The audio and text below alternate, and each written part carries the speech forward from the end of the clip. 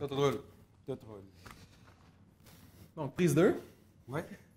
On est de retour après un été chargé, donc où on a chacun eu notre lot d'activités et on n'a pas pu vous apporter de capsule, mais on est de retour aujourd'hui avec Stylus, Olympus Stylus Epic et Olympus Stylus Infinity.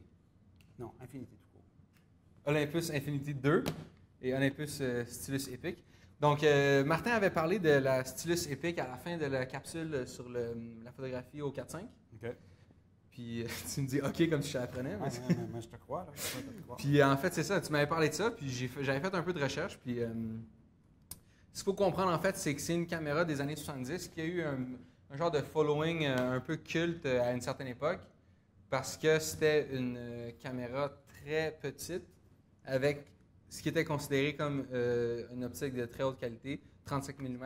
Un grand angulaire, léger grand angle. C'est ça.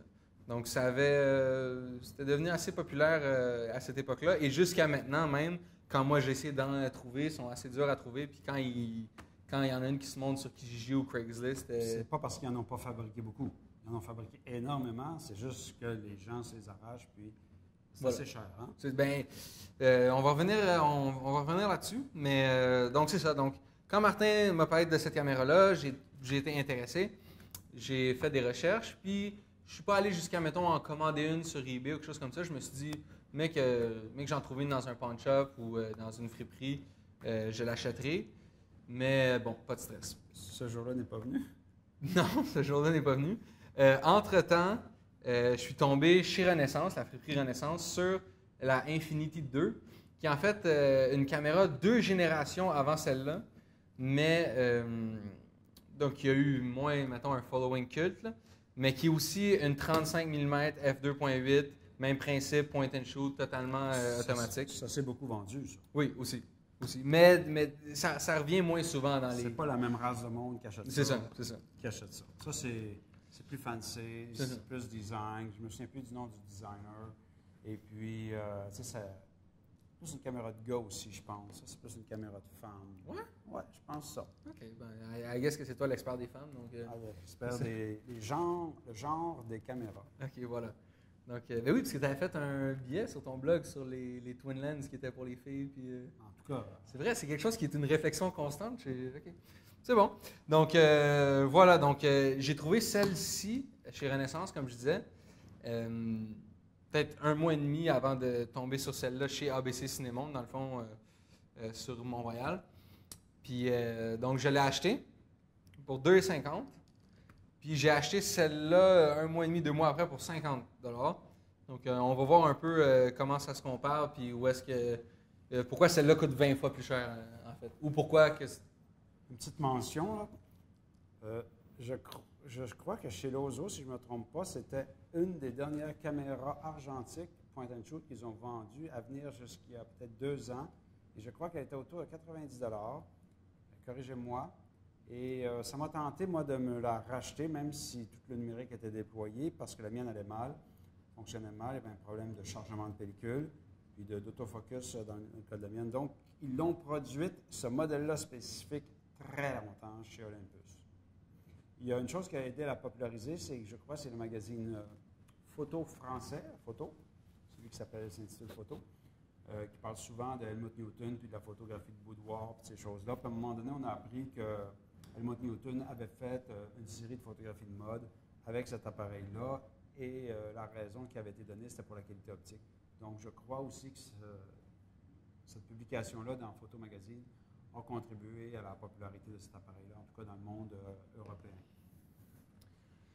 Donc voilà, donc en fait, encore une autre mise en contexte, il faut dire que moi, non seulement c'était ma première expérience avec ces petites point and shoot Olympus-là, mais c'était en fait carrément ma première expérience avec des caméras point and shoot avec aucun contrôle manuel, parce que bon, dès que j'ai commencé à m'intéresser un peu à l'image et à la photo, il y a quelques années, bien avant les capsules argentiques, tu m'avais déjà équipé... d'un appareil, un DSLR dans le fond, qui est un appareil avec des contrôles manuels. Donc, je pense que tu n'avais jamais fait, ni en argentique, ni en numérique, un petit peu le chemin que beaucoup de gens font, qui sont de passer d'un appareil avec peu d'ajustements possibles vers des appareils plus sophistiqués avec plus de contrôle manuel. Tu es parti d'un appareil totalement manuel, tu as peut-être forcé à comprendre les principes de la photographie plus rapidement. Et là, maintenant, tu migres vers des appareils plus automatisés. Peut-être que ton seul gros contact avec les appareils automatisés, c'est dans le fond les téléphones. Oui. Oui. On pourrait expliquer ça comme ça, effectivement. Donc, c'est une capsule sur un peu toute seule. Donc, je dois dire que moi, quand j'ai commencé à utiliser au début celle-ci, puis ensuite celle-là, j'avais quasiment une pensée magique sur « Ah, c'est fait pour les grands-papas, je vais juste pointer n'importe où, puis ça va le faire... ça va faire des photos de grands-papas. Ça va faire des photos A1, ben, pas des photos parfaites, mais ça va s'occuper de bien des affaires. » Pour que tu obtiennes une image. C'est ça, tu sais. Ce que j'ai compris, dans le fond, après mon premier rouleau, c'est qu'il faut vraiment que tu saches comment la caméra va interpréter la scène, comment elle va exposer, comment elle va focusser, pour après ça pouvoir contourner un peu le fait que c'est tout automatique. Puis non seulement c'est tout automatique, mais la caméra ne te prévient pas de qu'est-ce qu'elle va faire. Tu sais, elle ne va pas dire « je vais me mettre à F4, à un 125e », tout. Elle fait ce qu'elle veut faire, puis that's it. La majorité des utilisateurs, ils auraient ces informations-là, puis ils ne sauraient pas quoi faire.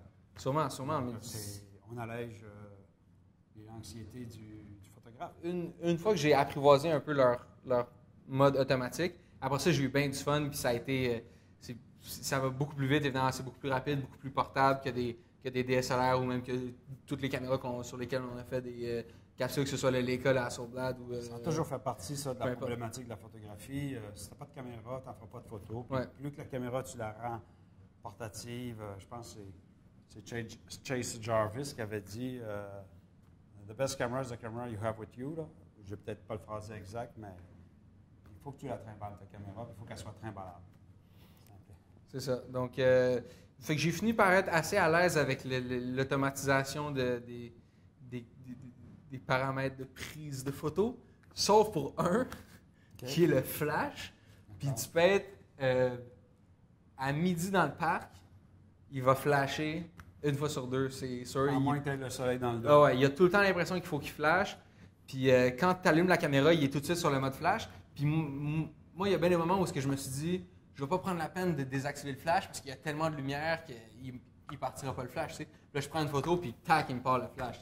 Il faut comprendre qu'avant ça, les caméras, les Instamatiques et toute la famille des caméras pellicules automatiques, le flash, c'était un truc que tu ajoutais dessus. Je ne parle pas d'un flash dans une griffe porte-accessoire. Je parle d'un Magicube, tous les systèmes de flash au magnésium. Il ne fallait pas que le flash parte tout le temps parce que ça coûtait une fortune à l'utilisateur. Il fallait qu'il y ait des flashs dans ses poches, il les brûlait à chaque fois. Ça coûtait quand même de l'argent. Quand les flashs électroniques ont été introduits dans les appareils amateurs, au début, c'était sur demande parce que ça prenait 2 grosses piles ou 4 piles AA pour réussir à nourrir cet animal-là qui bouffait du courant. La caméra était beaucoup plus grosse. Mais la journée que je pense que c'est les thyristors qui ont fait ça, parce que les thyristors ont permis de ne pas drainer d'électricité de la batterie quand le flash est chargé. Donc, les flashs sont devenus très efficaces, peu énergivores, très petits physiquement. Alors là, le manufacturier s'est dit, les piles au lithium sont apparues aussi. C'est une pile fancy qu'il y a là-dedans. OK, on en donne aux clients. Donnons des éclairs, puis ça va diminuer son contraste, puis on ne sait pas, là, l'utilisateur moyen se met à l'ombre, se met dans toutes sortes de conditions, fait souvent des contre-jours parce qu'il trouve que c'est plus beau d'avoir le soleil, mais il ne comprend pas que son sujet, on ne le verra pas. On y en met de la lumière. Ça ne coûte pas cher, on y en met, puis il achètera une batterie quand ça sera fini. Puis même ces caméras-là avancent la pellicule automatiquement, donc l'électricité sert à plein de trucs. Et puis, avant de passer au travers de la batterie, tu vas en mettre des transposes là-dedans, même si le flash a popé tout le temps. Donc, c'est un peu la raison, d'un point de vue ingénierie, de pourquoi on autorise le flash beaucoup chez l'amateur, dans ce contexte-là. Je comprends, ça fait du sens. Comme je t'ai dit, j'ai fait 2, 3 transposes, 3, 4 même, avec chaque caméra. Donc, si on regarde quelques photos peut-être. Donc, tu vois, on tombe direct sur une photo qui est un exemple de ce que je disais, que la caméra, elle a comme un peu focusé nulle part là-dessus, ni sur... je me rappelle plus exactement de la situation où est-ce que j'avais essayé de mettre le focus, mais elle a manqué son coup ici un petit peu. Tu sais.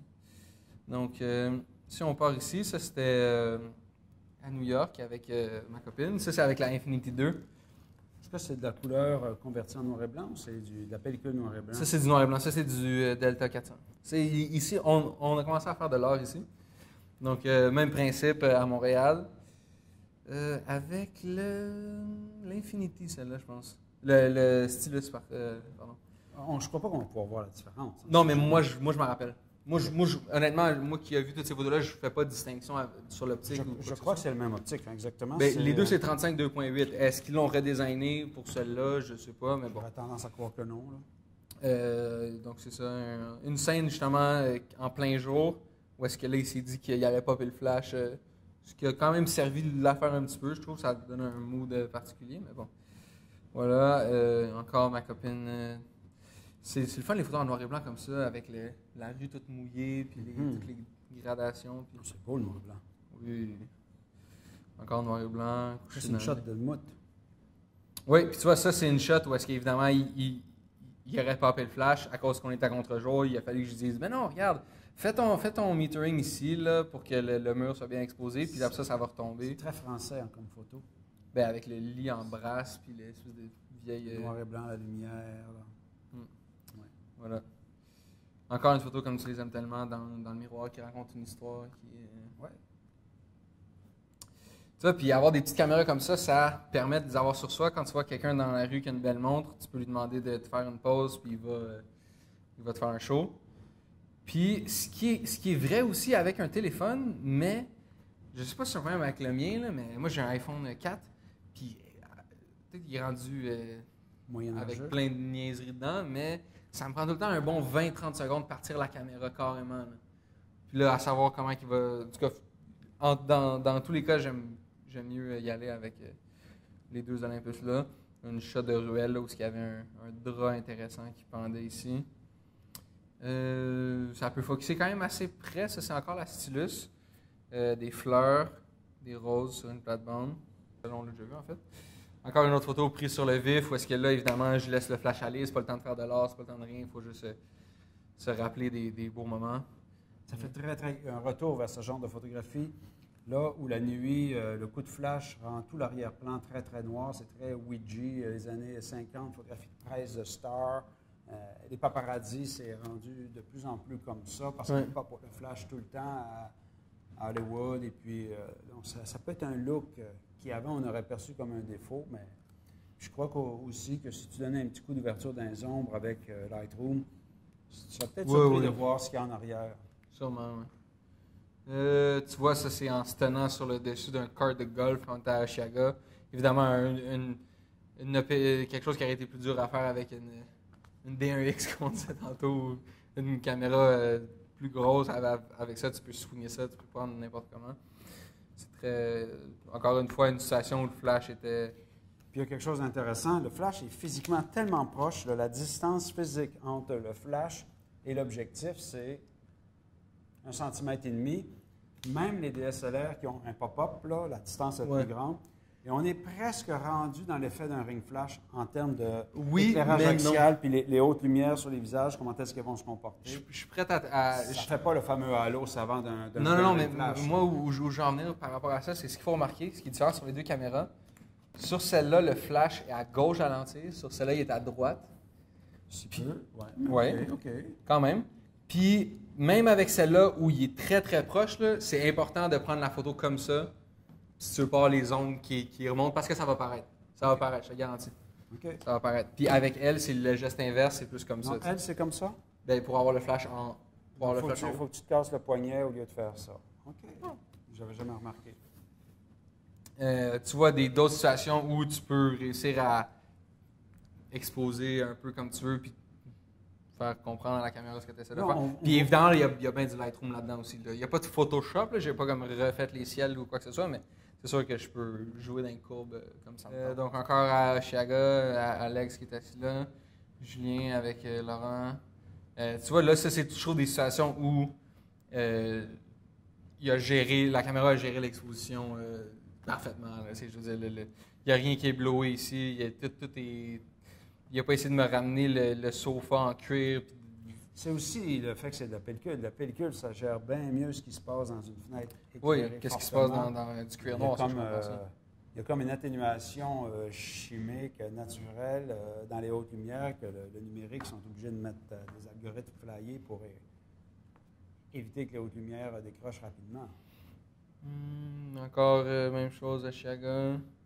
Tu vois, ça, c'est une situation où je me suis dit, il va pas me partir le flash. Ben non, il me part le flash. Mais peux-tu imaginer cette photo-là, pas de flash? Lui. Elle est tellement en contre-jour contre du blanc. Ouais, mais lui, ça aurait pu être juste une silhouette, tu sais. Qu'est-ce que tu voulais? Silhouette. Ah, OK. Alors là, tu as manqué ton coup. Photo de ping-pong. Encore à Chiaga. Une petite porte d'un resto chinois. Dans le quartier des affaires. Je trouve que tout ressort bien. Les Si tu avais à comparer ça avec une caméra numérique, c'est l'équivalent de quoi en mégapixels? Ah, ouais. Sur du 400, là, comme ce que tu fais. Le problème, c'est que j'ai tellement pas d'expérience avec les différentes caméras numériques. Là. J'ai essayé tellement plus de caméras film que de caméras numériques. Okay. Je pourrais pas dire. En tout cas, moi, c'est bien en masse, puis c'est bien en masse aussi tout ce que j'ai fait en numérique avec. Peu importe. Donc, encore une fois, une situation où l'exposition était bien gérée. Ouais, je suis quand même. Tu vois, ça, c'est une autre situation où. L'autofocus veut mourir. Ça, c'est Maud qui a pris cette photo-là. Puis, dans le fond, elle voulait prendre en photo ce qui était écrit sur la vitre. Mais évidemment, il y a une vitre, il y a plusieurs niveaux de. C'est sûr que lui, il comprend rien. Là, tu sais. Un ami.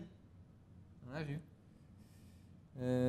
Voilà. Tu as l'air d'avoir de la facilité avec les gens que tu rencontres spontanément.